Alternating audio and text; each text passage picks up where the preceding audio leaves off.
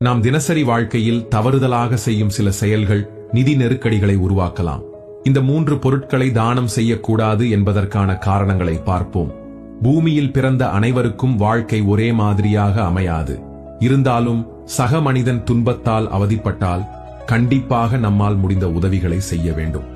ஆனால் நம் சாஸ்திரங்களில் சில பொருட்களை மறந்தும் தானம் செய்யக்கூடாது என்று கூறப்பட்டுள்ளது. அவ்வாறு செய்தால் நிதி நெருக்கடிகள், குடும்பத்தில் சண்டைகள், மகிழ்ச்சியின்மை ஏற்படும் என்று கூறப்படுகிறது. இப்போது அந்த 3 பொருட்கள் என்னென்ன என்பதை பார்ப்போம். நம் முன்னோர்கள் கூறுவதுபடி சூரியன் மறைந்த பிறகு வெள்ளை நிற பொருட்களை தானம் செய்யக்கூடாது. அதாவது உப்பு, பால், தயிர் போன்றவற்றை யாருக்கும் கடன் கொடுக்கக்கூடாது. அப்படி கொடுத்தால் நிதி நெருக்கடி ஏற்படலாம். 2வது, சமையலறை பொருட்கள். நம் வீட்டில் சமையலறையில் பயன்படுத்தும் பொருட்களை யாருக்கும் கடன் கொடுக்கக்கூடாது. ஏனெனில் சமையலறை என்பது பூஜை அறைக்கு நிகரானது என்று கருதப்படுகிறது.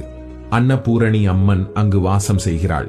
குறிப்பாக அரிசி பானை, சாதம் வைக்கும் கரண்டி, தட்டு, அரிசி அளக்கும் அளவை யாருக்கும் கடன் கொடுக்கக்கூடாது. நம் வீட்டில் இருந்து தானம் செய்யும் பொருட்கள் நம்முடைய வாழ்க்கையில் நேர்மறையான மாற்றங்களை ஏற்படுத்த வேண்டும். ஆனால் நாம் அறியாமல் சில தவறுகளை செய்தால் அதன் விளைவுகள் எதிர்மறையாக இருக்கலாம். ஆக நாம் அறியாமல் செய்யும் சில விஷயங்களை மாற்றிக்கொண்டால் போதும், வீட்டில் மகாலட்சுமியின் அருள் கிடைக்கும்.